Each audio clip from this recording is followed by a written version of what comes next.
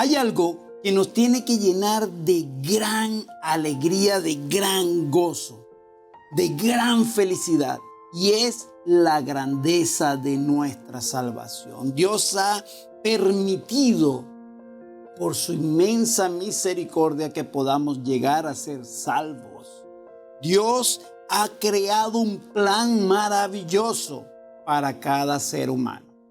Pero sí es cierto que en medio de este mundo vivimos complicaciones, vivimos en un mundo hostil, vivimos en un mundo donde tenemos aflicciones constantes, tenemos pruebas, algunas de ellas tal vez por nuestra mala imprudencia, tal vez por hacer cosas, tal vez por no hacer las cosas bien, pero muchas otras simplemente porque somos cristianos y en este mundo vivimos aflicción. Pero, ¿cómo decir eso? ¿Cómo ese contraste tan grande entre lo hermoso de la salvación y las dificultades que estamos viviendo? ¿Cómo podemos lograr que ambas estén alineadas en medio de nuestra vida cotidiana?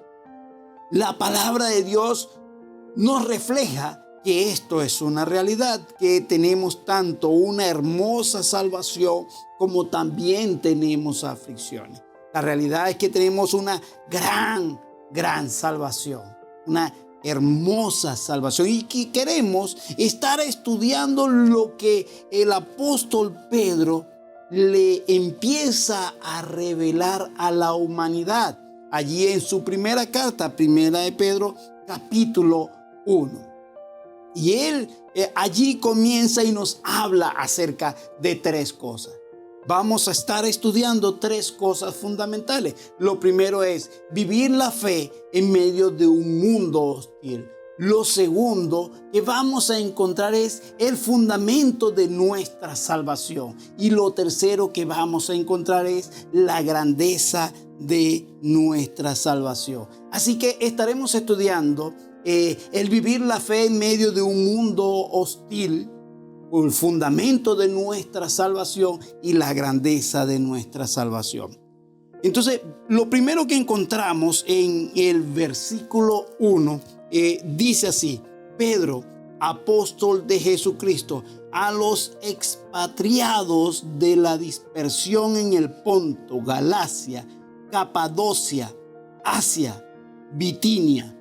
El apóstol está hablándole a unos expatriados, a alguien que ha sido sacado, a alguien que no está en su tierra, a alguien que está allí fuera, alguien que está pasando por mucha dificultad. Y allí reflejamos lo primero que estábamos diciendo: vivir la fe en medio de un mundo hostil.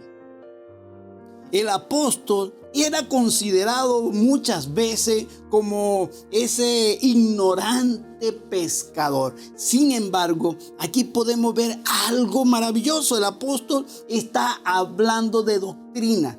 Una cantidad de cosas nos habla acerca de un Dios que tiene muchas cosas, y nos habla acerca de ese Dios, nos habla de la presencia de Dios, nos habla acerca de la santidad, nos habla acerca de la Trinidad, nos habla acerca del poder.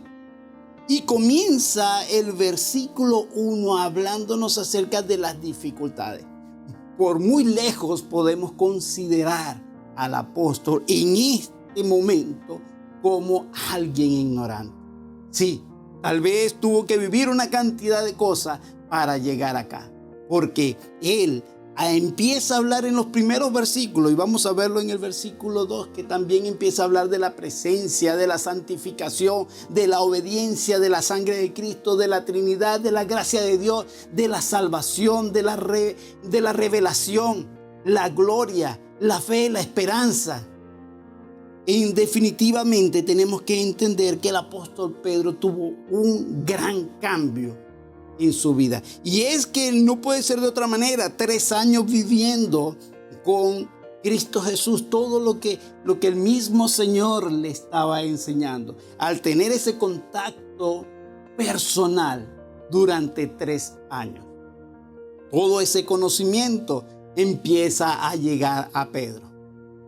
Tal vez en el pasado, cuando Pedro se encontró con Jesús, allí tal vez pues fue considerado alguien impetuoso, era alguien muy impetuoso.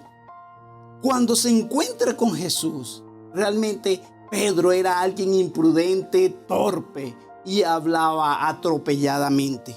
Sin embargo, ahora le vemos con una paciencia, con alguien con sabiduría. Ahora es una persona muy débil en cierta manera. Mira, el apóstol ahora vemos que ha cambiado, que es otra persona, que es alguien que nos tiene mucho que enseñar. Él nos ha mostrado algo que Dios le ha enseñado. Jesús le decía, cuando lo veía así en medio de todo eso, le decía: Pedro, yo voy a hacer de ti esa piedrecita para poder fundar, para poder trabajar en la iglesia. Su nombre significa piedra. Pedro en sus escritos deja muy claro que el mismo Dios es la piedra fundamental. Pero Él nos está diciendo que iba a hacer de Pedro un hombre firme, una roca. Y le decía: tú serás edificado sobre el fundamento de Jesucristo, que es la roca. Sí, definitivamente tiene algo que ver con ese fruto, esa experiencia, eso que podemos ver allí. En una ocasión podemos recordar que el doctor Layton escribió en su libro un comentario práctico sobre Primera de Pedro, y él decía allí en su libro acerca de Primera de Pedro, decía que es algo frío y sin vida hablar de cosas espirituales en un simple informe. Pero cuando las personas pueden hablar de ellas como algo propio, teniendo parte e interés en ellas y algunas experiencias de su dulzura, el disertar sobre ellas está animado con un afecto apasionado. No se pueden mencionar sino como algo que sale directamente del corazón, y son asimiladas con tal alegría como que si estuvieran obligadas a desahogarse en alabanza. Cuando es algo práctico, cuando es algo vivencial, la realidad es que podemos entender, sin importar que ellas hayan tenido un impacto muy fuerte en nuestra vida. Podemos escribir acerca de muchas cosas, pero es simplemente palabra muerta. Pero cuando el apóstol aquí comienza a hablar, porque el apóstol ha vivido mucho, ha tenido muchos conflictos, ha vivido un mundo hostil, y en medio de su experiencia, él nos habla y nos anima. Pedro ahora es transformado, no es el mismo de antes. Y esto me recuerda que en una ocasión el doctor Morgan y su esposa estaban interesados en un joven predicador para tenerlo en su ministerio. Y van hasta donde está este joven predicador y le escuchan. Al terminar de predicar y se van, la esposa no aguanta la cantidad de ser todo lo elocuente que había sido. Realmente era un joven elegante, muy elocuente, y ella comienza a halagarlo. y le dice, de verdad que este joven es un muy buen predicador. Nota que su esposo está callado, no dice nada. Así que vuelve a insistir. ¿No piensas tú igual? Él, de una manera muy solamente tal vez tosca, tal vez enfática, le dice, lo será cuando haya sufrido. Pasa el tiempo, en verdad que este joven empieza a vivir ciertas dificultades, empieza a vivir ciertos problemas dentro de la iglesia, empieza a tener dificultades en un ámbito y en otro, económico, tiene que enterrar a uno de sus hijos. Y al pasar del tiempo, nuevamente el doctor Morgan y su esposa van a visitarle porque estaban interesados en el ministerio de este joven. Y le vuelven a escuchar predicar. Y cuando van de vuelta a casa, la esposa del doctor Morgan no quiere preguntarle porque no quiere volverse a sentir atacada en lo que ella ha dicho. Al poco tiempo toma ánimo y le pregunta, ¿qué te pareció? Y él le dice, ahora es un gran predicador.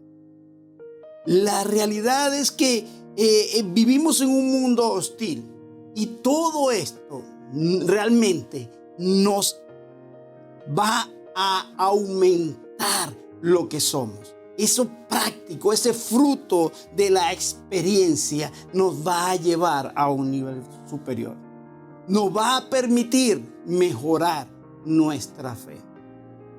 Y allí entramos al segundo punto. En el versículo 2 dice, elegidos según la presencia de Dios Padre en santificación del Espíritu, para obedecer y ser rociados con la sangre de Jesucristo.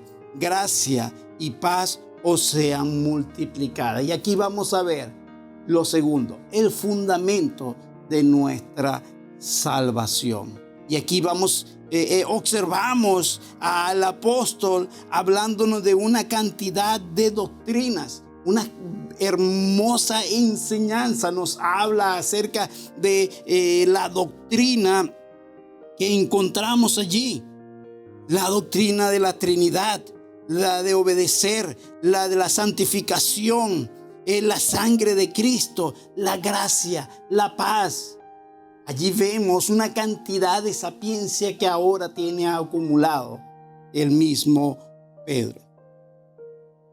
Allí vamos a encontrar el fundamento de nuestra salvación, que nuestra salvación es gracias a ese plan que ha ideado nuestro Dios de enviar a Jesús a morir por cada uno de nosotros. El mismo Señor, el mismo Dios, el mismo Creador muriendo por cada uno de nosotros. Dios ha ideado un plan y en medio de ese plan está esa hermosa salvación. Pero tenemos conflictos, tenemos problemas, tenemos dificultades, pero Dios tiene un plan en medio de todo esto. Y tenemos que creer que ese Dios todopoderoso, Él tiene un plan y en ese plan estamos insertados. Podemos pensar en alguien, en un piloto de un avión. Cuando vas allí, estás en la aeronave, ya estás sentado, viene el capitán y te dice su pensamiento de vuelo y te hace el plan de vuelo. Dice, bueno, vamos a esta hora, vamos a salir, el vuelo va a durar tanto tiempo, vamos a llegar, y te hace su plan de vuelo. Nadie se para y dice, no, eso no es así, vamos a hacerlo mejor de esta manera. Todo el mundo confía en lo que el capitán, en su experiencia, en cómo hacerlo. A él le han dado, él tiene una cantidad de información que le han dicho cómo está el pronóstico del tiempo. Dios también tiene un plan para cada uno de nosotros. Y en medio de ese plan, Él nos quiere llevar y nos va a llevar a un lugar mejor. Él tiene un plan diseñado para ti y para mí. Pero a diferencia que el capitán de la aeronave, Dios lo sabe todo, es omnisciente, es omnipresente, Él conoce lo que va a ocurrir, es todopoderoso. y su plan no se equivoca. Tal vez el capitán de la aeronave puede ocurrir algo. A él le dijeron que no va a haber mal tiempo y de repente se puede desatar una tempestad. Puede ocurrir un mal tiempo, algo imprevisto, algo que salió de la nada. Pero Dios es diferente porque Dios sí conoce lo que va a ocurrir. Dios conoce lo que va a venir. Y en medio de todo eso está su plan. Y Él, sabiendo lo que va a ocurrir, lo que va a suceder, nos tiene en un plan. Tal vez podamos pensar que horrible lo que me está pasando, pero en medio de todo eso Dios tiene un plan. Y su plan es que seamos santificados por el Espíritu. La santificación es un proceso donde el cristiano va paulatinamente. Somos hechos santos, sí, porque Cristo murió por nosotros. Somos hechos santos porque Él nos ha justificado. Pero lo que es la santificación va a ocurrir paulatinamente. Nos va a ir llevando poco a poco. El Espíritu Santo nos va a llevar. Vamos a ser santificados. Él nos va a llevar poco a poco. Y ese es el plan de Dios. Dios es infinito. Es el Dios infinito del universo. Es omnipotente, es omnisciente. Así que confiemos en el plan de Dios. Entramos al tercer punto, que es la grandeza de nuestra salvación. En el versículo 3 dice: bendito el Dios y Padre de nuestro Señor Jesucristo, que según su gran misericordia nos hizo renacer para una esperanza viva por la resurrección de Jesucristo de los muertos. Aquí, en este tercer punto, lo podemos subdividir en 5. Y aquí vamos a encontrar lo que es la esperanza viva. La esperanza viva. Él nos ha hecho renacer. Somos nuevas criaturas. Nos ha hecho renacer con la obra de Cristo. Con esa obra redentora. Él nos ha permitido que podamos ser nuevas criaturas. Que podamos ser diferentes. Y esa es la esperanza que tenemos.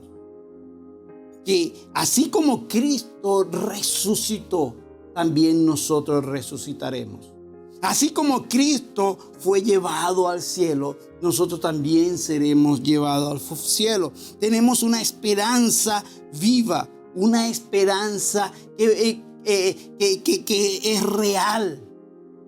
Tenemos que apoyarnos en eso, en la sangre de Cristo Jesús. Porque somos revestidos de algo nuevo, somos renovados en Cristo Jesús. Lo segundo de allí del tercer punto lo encontramos en el versículo 4. Dice: para una herencia incorruptible, incontaminada e inmarcesible, reservada en los cielos para nosotros. Aquí hablamos acerca de la herencia. Y esta herencia es una herencia incorruptible, o sea, que no se deteriora, no se daña. Es una herencia que no le ocurre corrupción, que no se daña por nada. Está allí, está reservada, la tiene Dios para nosotros. ¡Qué alegría saber que nuestro Dios no tiene algo reservado, maravilloso para nosotros! No puede ser dañada de ninguna manera. No hay forma de ser dañada. Esa herencia es inmaculada. O sea, en otras palabras, no se mancha. No se mancha por nada. No hay nada que la deteriore. No es contaminada por nada. Es una herencia que está reservada para ti. Está reservada para ti. No se va a marchitar, no va a perder su valor. No importa lo que pase, no perderá su valor. Tal vez alguien pueda tener una herencia y cuando pase el tiempo y la reciba, tal vez esa herencia ha perdido su valor. Tal vez un niño muere, un padre muere y le da una herencia a un niño, y cuando el niño llega a la facultad de poder utilizar esa herencia, tal vez esa herencia ha perdido valor. Pensemos en algunos países donde la devaluación tal vez dejó muchos millones, pero cuando el niño recibió, tal vez lo que terminó recibiendo fue $1. Pensemos tal vez en herencias como algo que se compró al banco y se tiene allí reservado, pero pierde su valor. La herencia que Dios nos tiene no va a perder su valor y está guardada, está reservada. No hay un lugar mejor. Está allí, esta herencia está guardada, está como quien dice, en una caja fuerte. El mismo Dios Todopoderoso la tiene guardada y reservada para nosotros. ¿Qué mejor lugar para ser guardada, para ser depositada que el mismo Dios? No podemos tener una caja de seguridad más fiable que esta. Cuando pensamos en herencia, podemos pensar tal vez que allí Pedro le está hablando a estos hermanos que han sido expatriados, que están fuera de su tierra. Tal vez han huido, tal vez están siendo perseguidos. Y ellos han perdido esa herencia de la tierra prometida que este pueblo todo el tiempo había soñado. Ahora no pueden tener una herencia de una tierra porque ellos se encuentran fugitivos, se encuentran en otro lugar y no pueden disfrutar de esa herencia. Pues Dios nos tiene una herencia que es segura y que sí vamos a poder disfrutar sin importar las adversidades y la hostilidad de este mundo. Podremos disfrutarlas. Él nos ha engendrado, nos ha hecho renacer y nos ha convertido en sus hijos por medio de la obra regeneradora. Nos ha dado esa herencia. No es la tierra, sino en el cielo. Allí vamos a recibir esa herencia maravillosa, esa herencia que está reservada para cada uno de nosotros. Esa herencia es imperecedera, es indestructible. Y ningún enemigo nos las puede arrebatar. Vamos a leer ahora el versículo 5. Dice que sois guardados por el poder de Dios mediante la fe, para alcanzar la salvación que está preparada para ser manifestada en el tiempo postrero. Aquí nos habla acerca de la protección. Todo ese poder de Dios está dispuesto para protegerte a ti y protegerme a mí. Filipenses capítulo 1 versículo 6, Pablo nos habla y nos dice: estando persuadido de esto, que el que comenzó en vosotros la buena obra la perfeccionará hasta el día de Jesucristo. ¿Cree usted que si Él te va a perfeccionar hasta el día de Jesucristo, no podrá también guardarte? Él te está diciendo que Él te va a guardar. Él te está diciendo que va a protegerte. Él te está diciendo que va a estar allí contigo. Vemos el versículo 6 que dice: en lo cual vosotros os alegráis, aunque ahora por un poco de tiempo, si es necesario, tengáis que ser afligido en diversas pruebas. Aquí el apóstol está motivando, está animando para que tengamos alegría, pero encontramos la alegría y la aflicción en un solo lugar. ¿Cómo es posible esto, tener alegría y aflicción en un solo lugar? Tenemos dos palabras completamente opuestas. El mismo Jesús nos había dicho que en el mundo tendremos aflicción. Es una realidad. Y Santiago nos habla acerca sobre las pruebas que provienen de Dios. Hebreos, que Dios nos prueba a través del sufrimiento y las dificultades. Pablo tuvo mucho que decir acerca del sufrimiento. Y Pedro también se está alineando a toda esta enseñanza. Pero nos dice alegraos, porque es por poco tiempo y esto más bien va a repercutir en beneficio para cada uno de sus hijos. ¿Cómo puede ser esto que traiga beneficio? Leemos en el versículo 7, para que sometida a prueba vuestra fe, mucho más preciosa que el oro, el cual aunque perecedero se prueba con fuego, sea hallada en alabanza, gloria, honra, cuando sea manifestado Jesucristo. El oro es probado en el fuego. Y allí cuando es llevado al fuego, no es llevado al fuego para ser destruido, sino para ser purificado. Allí cuando es colocado en el fuego, puedes quitar lo que no es oro. Nuestra fe también va a ser probada en el fuego, para ser purificada, para ser mejorada, para ser algo mejor. Ahora, no es una fe contaminada, sino que cuando es pasada por el fuego, no para destruir nuestra fe, no para destruirnos nosotros, no para causarnos problemas, sino por el contrario, para darnos algo mejor, para llevarnos al siguiente nivel, para colocarnos en algo. Él tiene ese plan maravilloso. Quiero que analicemos cuando el mismo Pedro, el que escribe todo esto, después de haber estado con Jesús durante 3 años, termina negándole. Y allí se encontraba ahí en Galilea el maestro y prepara un desayuno y ellos están pescando. Él entra al agua y llega hasta la orilla donde está Jesús. Y Jesús no le reprocha y le dice, ¿sabes? Tú no serviste, no lo lograste. Así que no puedo confiar en ti, Pedro. Tal vez yo lo haría así. No puedo confiar en ti porque hiciste mal tu trabajo. Te enseñé durante 3 años y en la primera de cambio me negaste. El mismo Jesús lo que termina diciéndole es, ¿me amas? Pastorea mis ovejas. Y sí, Pedro continuó teniendo conflictos, terminó teniendo dificultades.